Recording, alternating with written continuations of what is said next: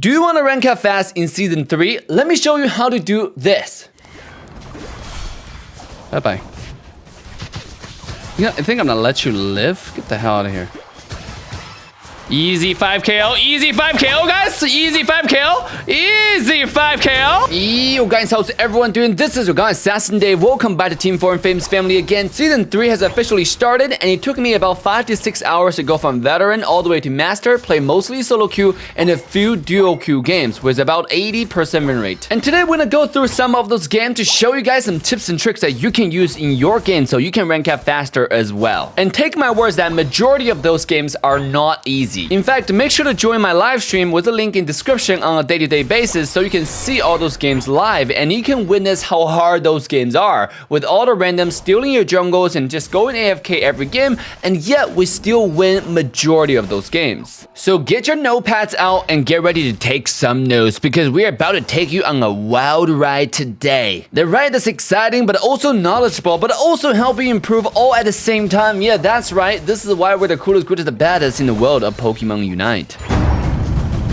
Right off the bat, we like to take a little more traditional route of farming, getting all the center position wild Pokemons before rotating towards your duo lane. And yes, I highly recommend when you play Pokemon Unite, try to at least go duo or trio. Now, if you're like the old me and too lazy to make some friends, solo queue is definitely playable. You're just not gonna have the best win rate. In fact, my solo queue win rate is about 78% and my duo trio win rate is about 80% and above. And when it comes to playing 5-man, my win rate last season is over 90%. And yes, the game is not fair to those people who play in solo queue, as you can see the progression in win rates, but don't worry, you can always join our daily live streams and make friends there, or join our Discord server with a link in description and make friends in our Discord server so you guys can play together. You'll be surprised how many people are in the same region as you or play on a similar server where you guys will have completely zero-lag experience when you guys queue up, and you can even develop some surprising game relationship long term. In this game, you can see when I return back to my center area, I find out there is gonna be a random Talonflame who try to steal my jungle. Now, like I said, this is a very new behavior because it does delay your jungle leveling up, and you want to keep your jungle as the first person to reach level 9, so this way you can have a Unite move going to the first objective fight. No matter the objective is Dreadnought or Rotom, whichever you want to be, you want to have someone reaching level 9. And because the Talonflame took away one of my buff, it did delay my level 9. But luckily, I came to my duo lane where my friend and I were able to buy enough time for me to eventually reach level 9 and turn the whole fight around. Now, what if you don't reach level 9? What if a lot of people steal your jungle, or you just simply did not get enough resources to hit that level 9, the sweet spot for your Unite move? What do I do, you may ask? Well, the best thing to do in that scenario, which happens to me all the time, is to try to give up all major objectives on the map and focus on your farm. Remember when the last patch of buff were taken, so after 1 minute, you just go back to the center area and get those buff again. Or as I frequently say, get the side lane Aldino Burn Bacons if your lanes are losing. And that also happens all the time, where both of your lanes are losing and you lose your tier 1 tower really fast. Now, I see a lot of players complaining about the fact, oh, all my side lanes are losing, all my teammates are noob. Yes, they are, but guess what? When one door is closed, there's another door that usually open up for you. And that's especially true in Pokemon Unite. When the tier 1 defense zone is lost, guess what happens? The side Aldino on that exact same lane will start spawning.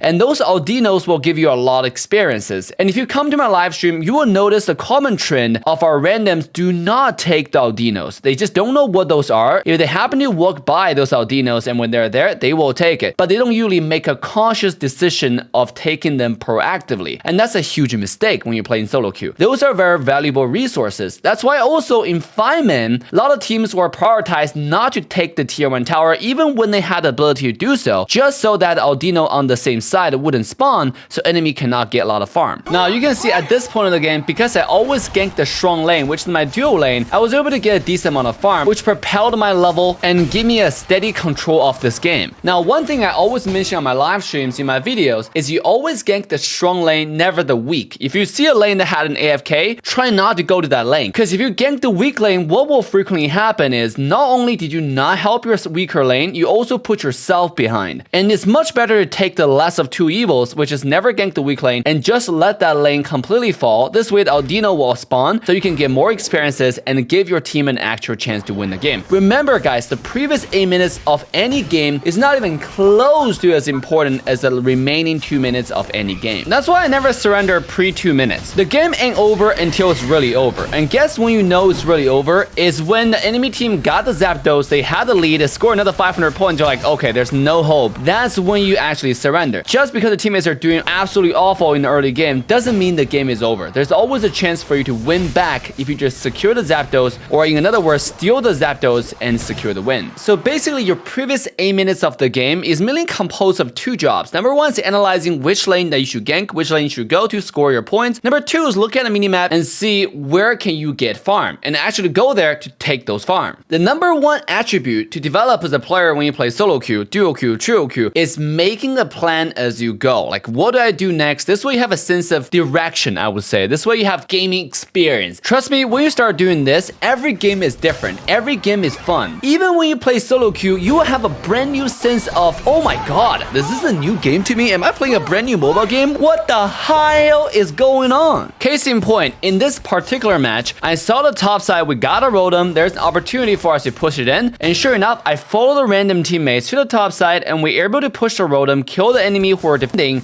and then push it in, and actually take away their tier 2 defense stone. This will put us ahead in points-wise drastically before the Zapdos fight. This also gives you a lot of room of error, so a lot of times, even if you miss the Zapdos, you can still just go in, score your points, and possibly make a comeback. And after we destroyed the tier 2 tower, I went back home, start taking one Aldino to get my level 15. After I get my level 15, all I needed was one more buff, so this way I can keep my attack modifier either being doing more damage to Zapdos or slowing enemy down when I auto attack. The rest of the resources I just did not touch on the map. This way I can ensure my randoms can get some farm and level themselves up. This is very important, even though they're randoms, even though you might not like them, but it's much better to have a level 15 random go into the Zapdos fight than having a level 11 random go into the Zapdos fight. Now come back to this particular game one more time. I noticed Talonflame is on the top side, Serena is on the bottom side trying to score points. Now it doesn't matter what she's trying to do, at least she's on the bottom side getting vision, and we're drastically ahead. So me and my friend Pika decided to come to the center area and just hide in the bush and look to pick out whoever come to the Zapdos pit and kill them one by one. We did not want to fight a full-on team fight here because there were only me, Pikachu, as well as Pikadiff on the Slowbro in the center area. And obviously I was level 15, so we had enough damage to kill whoever, if it's a squishy, to come to the center almost immediately. And that's why we started off on a Cinderace and kill Pikachu and one by one afterwards. Now, if enemy had 4 or 5 people come into the center right away, me and Pika will most likely just retreat, use our skills and try to get away and wait for our teammates to come over. Because again, we're drastically ahead and Serena was backdooring bottom side, our Talonflame was top lane, our team were in no shape to fight. In other words, a lot of time when you play solo queue, you gotta look at what your randoms are doing and try to play to their pace. If your teammates are not coming to the center area, you might not want to fight enemy at all. You just want to hide yourself and looking to use your Unite move to steal Zapdos. If your entire team moved to the center area, this might be an opportunity for you to take a full-on fight and use your Unite and just kill the enemy team. It's all situational. You just have to keep on practicing making those decisions in the game.